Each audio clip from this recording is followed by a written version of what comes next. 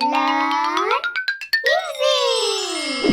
Subscribe Learn Easy channel. Hello kids, welcome to Learn Easy channel. आज की कक्षा में हम सीखेंगे संबंध बोधक और क्रिया विशेषण में अंतर। तो चलिए शुरू करें।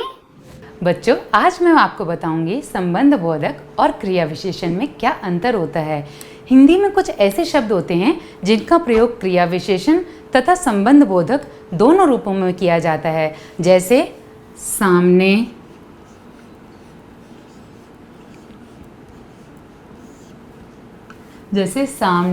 आगे,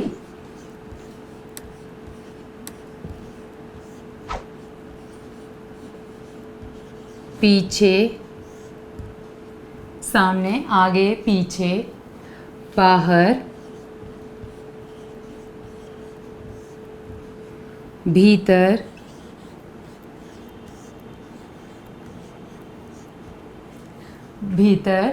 ऊपर,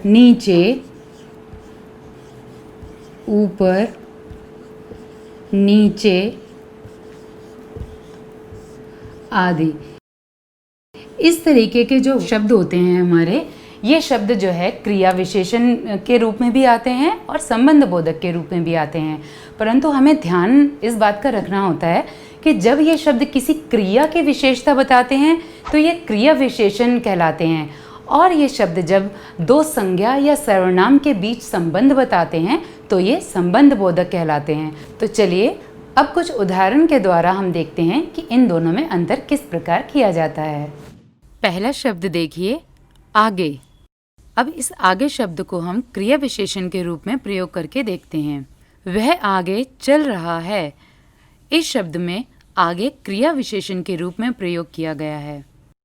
अब आगे देखिए, इसी शब्द को संबंध बोधक के रूप में किस प्रकार से प्रयोग करेंगे। वह सुरेश से आगे चल रहा है। यहाँ पर से आगे शब्द जो है ये हमारा संबंध बोधक के रूप में प्रयोग किया गया है। दूसरा शब्द देखिए, नीचे। अब इसका क्रिया विशेषण के रूप में प्रयोग देखते हैं। सुरेश नीचे बैठा है। यहाँ पर नीचे शब्द हमारा क्रिया विशेषण के रूप में प्रयोग किया गया है। आइए अब इसी शब्द को संबंध बोधक के रूप में प्रयोग करते हैं। कुर्सी के नीचे गेंद पड़ी है। यहाँ पर के नीचे शब्द जो है ये हमारा संबंध बोधक के रूप में प्रयोग किया गया है।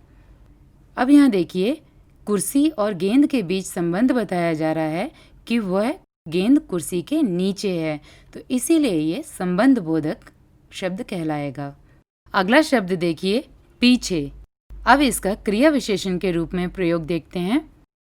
वह मेरे पीछे आया। यहाँ पर पीछे शब्द हमारा क्रिया विशेषण के रूप में प्रयोग किया गया है। अब आगे देखते हैं संबंध बोधक के रूप में इसका प्रयोग। रेखा दीवार के पीछे खड़ी है। यहाँ पर के पीछे शब्द संबंध बोधक के रूप में प्रयोग किया गया है। ऊपर। अब इसका क्रिया विशेषण के रूप में प्रयोग देखें। मोहन ऊपर सो रहा है। इस शब्द में ऊपर क्रिया विशेषण के रूप में प्रयोग किया गया है क्योंकि ये क्रिया की विशेषता बता रहा है। अब आगे देखिए संबंध बोधक के रूप में इसका प्रयोग। मोहन छत के ऊपर सो रहा है। यहाँ पर के ऊपर हमारा संबंध बोधक के रूप में प्रयोग किया गया है। अब इस वाक्य में मोहन और छत का संबंध बताया जा रहा है कि मोहन छत के ऊपर सो रहा है, तो इसीलिए ये संबंध बोधक के रूप में प्रयोग किया गया है। अगला शब्द देखिए, सामने। अब इसका क्रिया विशेषण के रूप में प्रयोग देखते हैं। मेरा घर सामने है। यहाँ पर सामने शब्द क्रिया विशेषण के रूप में प्रयोग किया गया है। आइए अब संबंध बोधक के रूप में इसका प्रयोग देखें। मेरा घर मंदिर के सामने है। यहाँ पर के सामने शब्द संबंध बोधक के रूप में प्रयोग किया गया है। अब इस वाक्य में घर और मंदिर के बीच में संबंध बताया गया है कि घर मंदिर के सामने है, इसीलिए ये संबंध बोधक के रूप में प्रयोग किया गया है।